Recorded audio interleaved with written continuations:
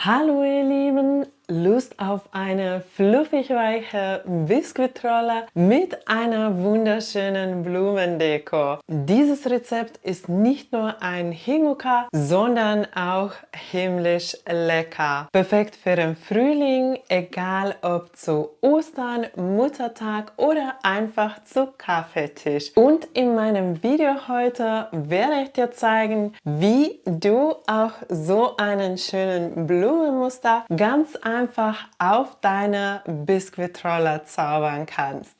Lasst uns direkt loslegen. Zuerst bereiten wir den Dekoteig vor für den Blumenmuster.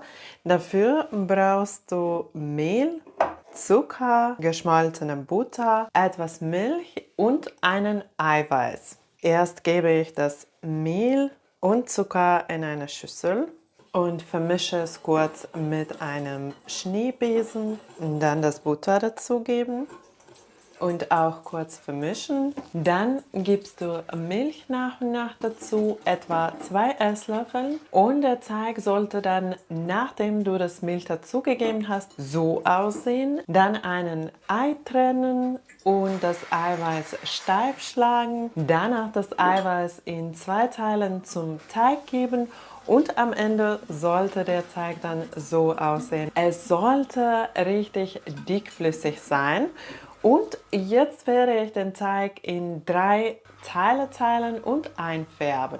Beim Einfärben ist es wichtig, dass du ganz wenig Lebensmittelfarbe auf einmal dazu gibst, weil es kann sein, dass schon ganz bisschen reicht. Die Lebensmittelfarben variieren ganz stark von einer Marke zur anderen. Daher würde ich dir empfehlen, ganz ein bisschen erst dazugeben und dann schauen, wenn die Farbe nicht dunkel genug für dich ist, dann kannst du noch etwas mehr Lebensmittelfarbe dazugeben. Ich habe meinen Teig heute gelb, grün und lila eingefärbt und diese Farben brauche ich für mein Blumenmuster.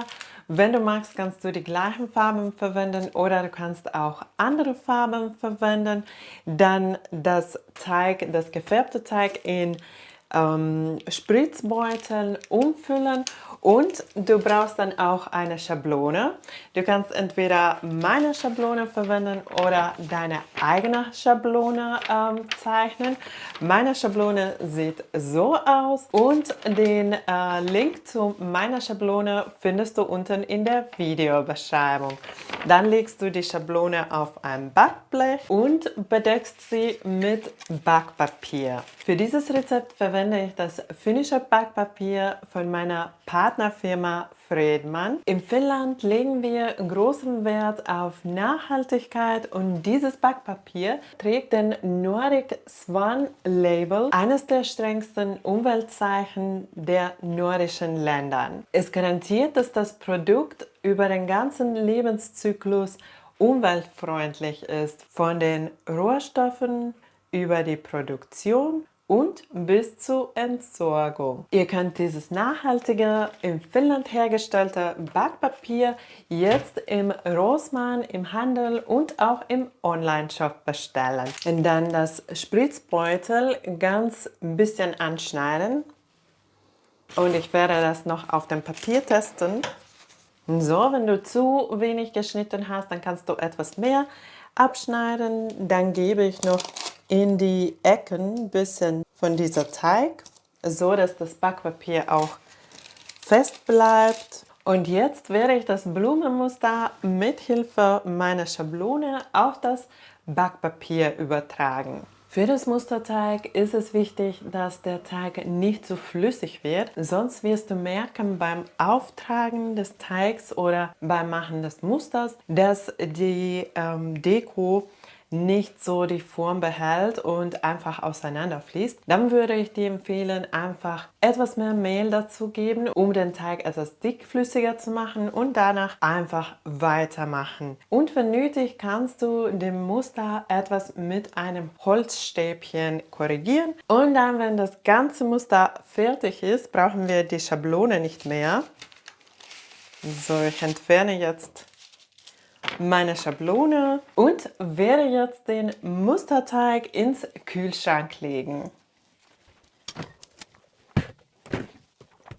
Und in der Zeit werden wir noch den Biskuit vorbereiten. Dafür brauchen wir 4 Eier und das übrig gebliebene Eigelb. Erst die Eier trennen und das Eiweiß wird erst steif geschlagen. So, lasst uns mal testen. Ja, ist schön steif geschlagen. Wichtig ist, dass die Eier in Zimmertemperatur sind. So, wenn du die Eier im Kühlschrank aufbewahrst, dann am besten etwa eine Stunde vor dem Anfang rausholen, so dass die etwas wärmer werden. Sonst kann es etwas länger dauern mit dem Eierschlagen. Und dann zum Eigelb das ganze Zucker geben. Und dann auch so lange schlagen, bis es schön cremig wird. Beim Eigelb werden wir das nicht so wie bei dem Eiweiß testen, weil es nicht ganz so steif geschlagen wird, aber es soll so richtig hell und ganz cremig werden. Und dann geben wir das Eiweiß dazu in 2 oder 3 Teilen und vorsichtig unterheben. Dann gebe ich noch die Trockenzutaten zum Teig durch ein Sieb und in 2 Teilen. Und die Trockenzutaten auch vorsichtig in das Teig heben, so dass es so wirklich schön luftig bleibt. Und jetzt ist der Biskuitteig fertig und wir brauchen unseren Backblech aus dem Kühlschrank. Und jetzt das Biskuitteig gleichmäßig auf das ganze Backblech verteilen. Die Biskuitrolle bei 190 Grad Ober-Unterhitze 10 bis 15 Minuten backen lassen, bis es ganz leicht Farbe bekommt. Dann holst du es aus dem Backofen und legst ein Backpapierblatt auf der Arbeitsfläche, bestäubst es gut mit Zucker und dann legst du direkt den Boden drauf. Und mit einem feuchten Tuch feuchtest du die Seite von dem Backpapier, die an dem Biskuit liegt, befeuchtest du mit einem feuchten Tuch, um das Backpapier zu entfernen. Ganz vorsichtig. Hier am besten langsam und geduldig arbeiten und wenn es kleben bleibt, dann etwas mehr anfeuchten, dann das Backpapier entfernen. Nochmal auch diese Seite mit Zucker bestäuben und ein anderes Backpapier drauflegen. So stellen wir uns sicher, dass der Biskuit nicht kleben bleibt. Und danach den Biskuit umdrehen, so dass dieser Muster unten bleibt und direkt zusammenrollen. Es ist ganz wichtig, den Biskuitboden, wenn es noch warm ist, aufzurollen und so abkühlen zu lassen.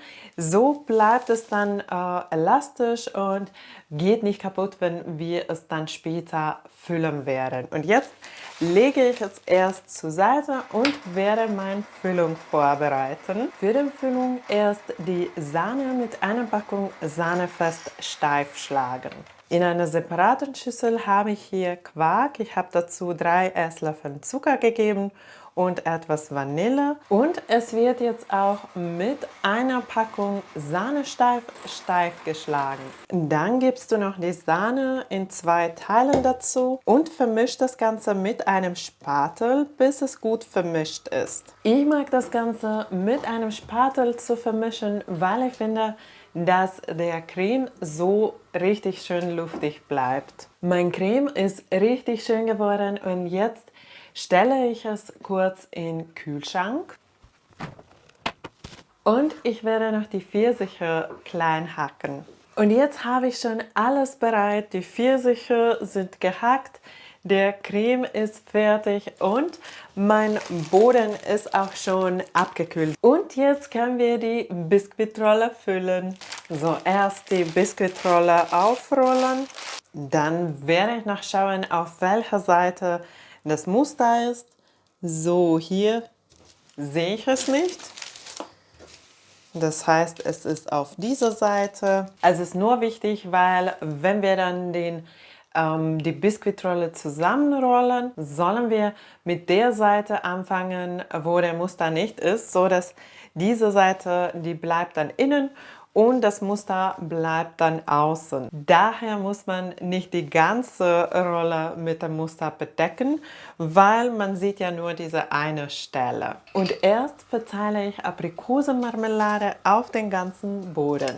Der Aprikosenmarmelade passt perfekt zum Pfirsich und gibt einen schönen Geschmack. Und dann verteile ich noch meine Füllung, mein Creme auf das ganze Boden, schön gleichmäßig. Und zum Schluss noch die Pfirsichstückchen und so ganz leicht in das Creme drücken. Jetzt nochmal prüfen, auf welcher Seite ist der Blumenmuster.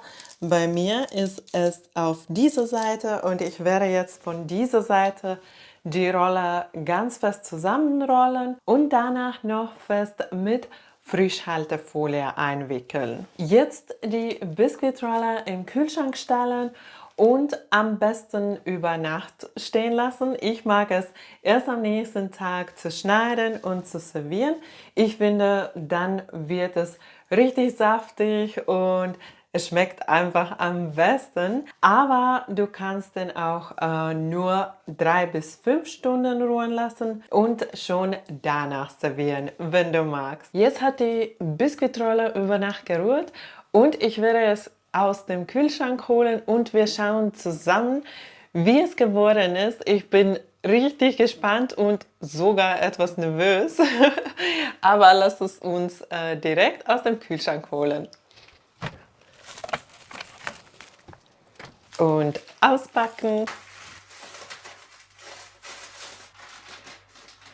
Die Biskuitrolle ist wirklich wunderschön geworden. Ich liebe es, wie diese Blumenmuster aussieht.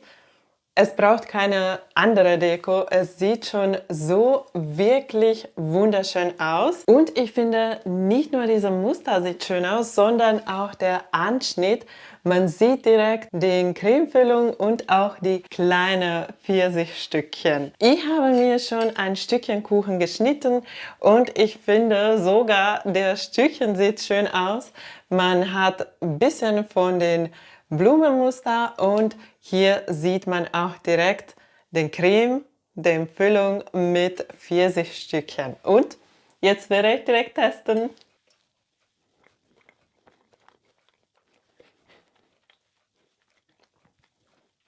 Es schmeckt einfach nach Frühling. Der Teig ist so weich, dass es schmilzt auf der Zunge.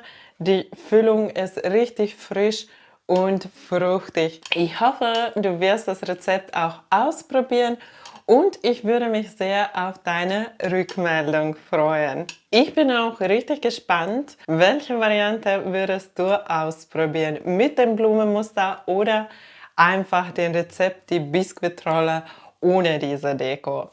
Schreib mir gerne in die Kommentare. Wenn dir mein Rezept gefallen hat, vergiss nicht den Daumen nach oben zu geben.